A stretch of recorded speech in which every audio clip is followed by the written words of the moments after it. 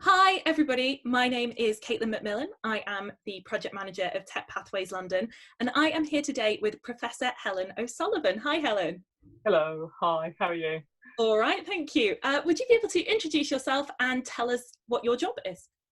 Yes, certainly. So I'm Helen O'Sullivan. I'm Pro Vice Chancellor for Education at Keele University.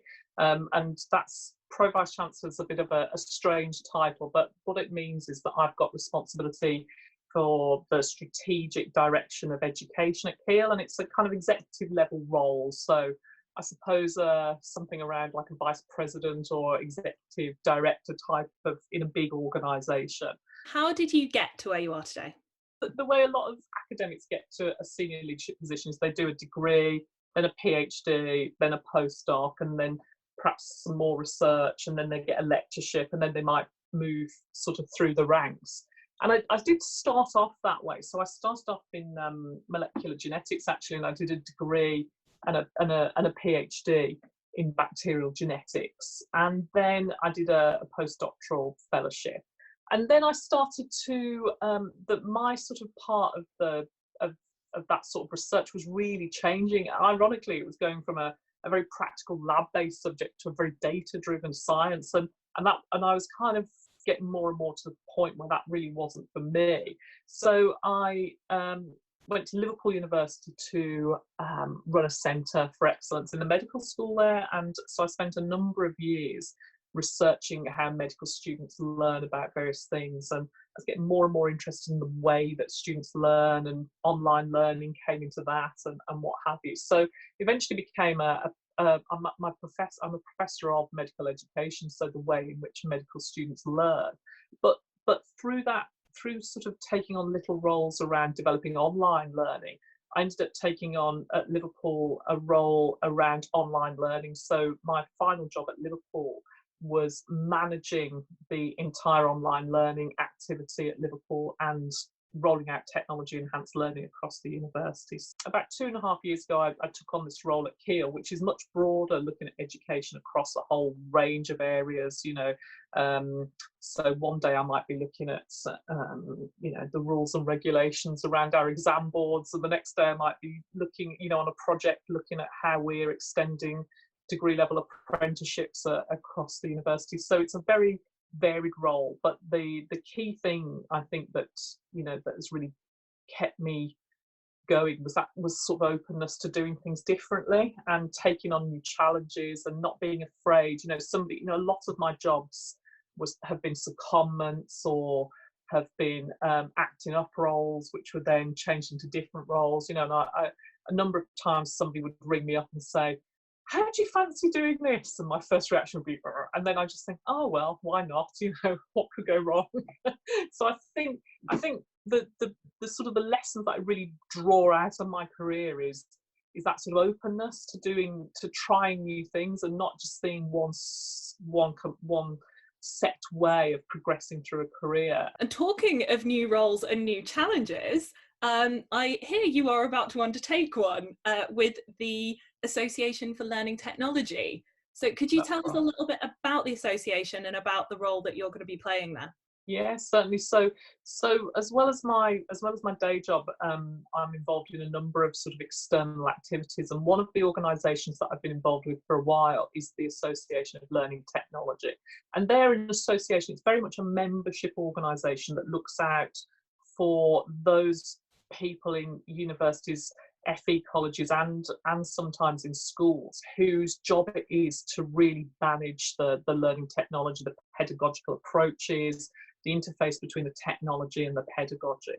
And a couple of years, 3 or 4 years ago now, at Liverpool, we hosted the annual conference of ALT, and I was so excited to be involved in that and see the conference brought to life and chairing some of the sessions and listening to all the research that's going on and the different practice-based sessions. So I kept in touch with the association, and then the opportunity came to apply to be chair of the board of trustees. So I'll be taking that up next month. And what an exciting time to be taking it up. I mean, the role of learning technologists in education have have just really come to the fore over the last couple of months. And, these people have always been really critical parts of the organisation, but I think they've become more visible to senior leaders across the sector. And one of the fantastic things that happened in sort of March when all this hit was how collaborative that group of people were. They were all sharing their resources. This is what we're doing about this, posting things on Twitter, blogs. The Association for Learning Technology ran a number of sessions and blogs where people were sharing stuff. There was a virtual conference, and it was just that sense of community. And so one of the things that I really want to do is to see how we can really capture that real prominence and help our colleagues to really have more of an influence in the institutions that they work. I think there's another interesting aspect of learning technology around the role that that private sector organisations play in that, the ed tech sector. And probably like most people in my position, my inbox is just full at the moment of people promising me all sorts of solutions to our problems. And I think helping organisations to navigate that world and to work out what is a quality organisation, what is value added, that sort of thing. So I think part of my role is going to be around that sort of interface between the ed tech sector and learning technologists and institutions. So lots of exciting stuff, and I'm looking forward to getting going. Yeah, what a time to be taking on that. That's kind of amazing. So thinking forward, so we're recording this interview in the midst of the COVID-19 lockdown, but looking forward to beyond that, do you think that there's going to be an impact in the education sector that's kind of been forced into this almost emergency remote learning, but that do you think there's going to be things that we can take away and positives that we can find from this going forward, even sort of beyond COVID-19? Absolutely. I mean, one of my key fundamental beliefs about online learning and technology enhanced learning is that at its very best, it really can foster community collaboration and that sort of sense of being part of a social network.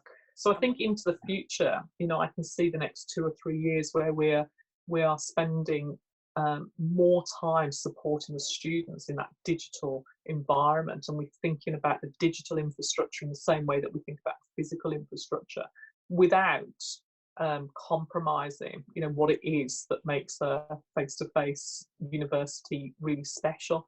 But for me, that it isn't either or. It isn't either online or on campus. It is both, and that sort of digital classroom is as an important part of an on-campus experience as it is for students who are studying completely online. So I think there's some real opportunities here to accelerate the work that needed to happen anyway.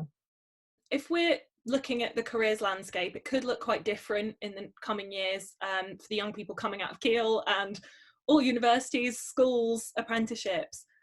What do you think are the skills, both digital and non-digital, that we can really encourage young people and all of us to develop that will kind of centre them best for entering that new job market?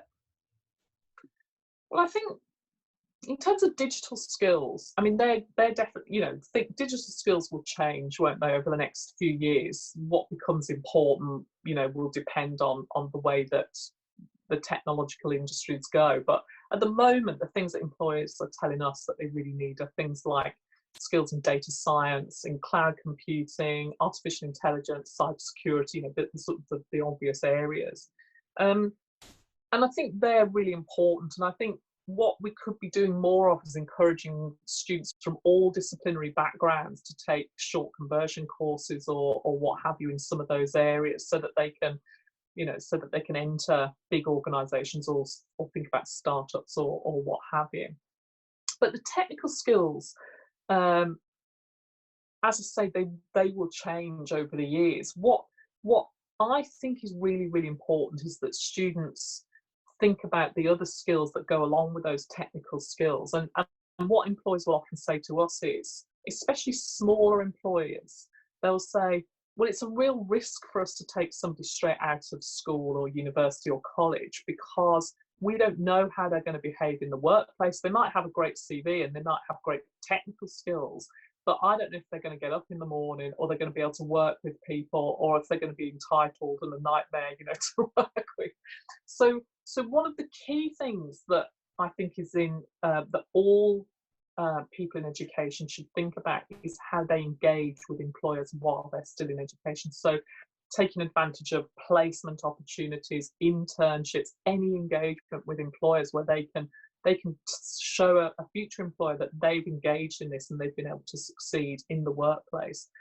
And obviously the whole workplace is up in the air at the moment, but we are finding a lot of success with virtual placements and internships at the moment, and some of our more forward-thinking employers that we collaborate with are turning very quickly into giving our students virtual internships and what have you. I mean, this is, we're all managing to work perfectly well, from our homes at the moment, so there's no reason why a student intern couldn't do that.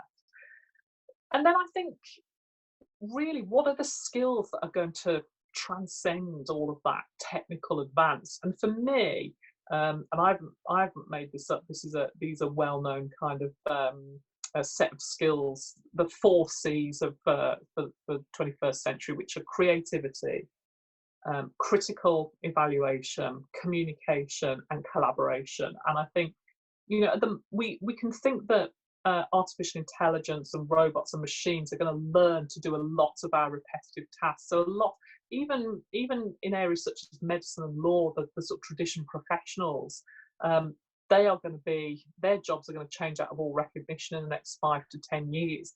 But those skills of creativity and collaboration, they'll be the last to be taken by robots. The ability to work together, to work not only with each other but with artificial intelligence and machines, to communicate, to really put across a clear message about what you're trying to achieve. So I would say to anybody in education, look at ways where you can really hone those skills and demonstrate them: teamwork, sporting activities, creativity, arts, humanities, philosophy, the disciplines that really drive critical thinking. They're all absolutely important, and they're going to be more important as we try and figure out as a society how we interact with technology and artificial intelligence over the next 10 years.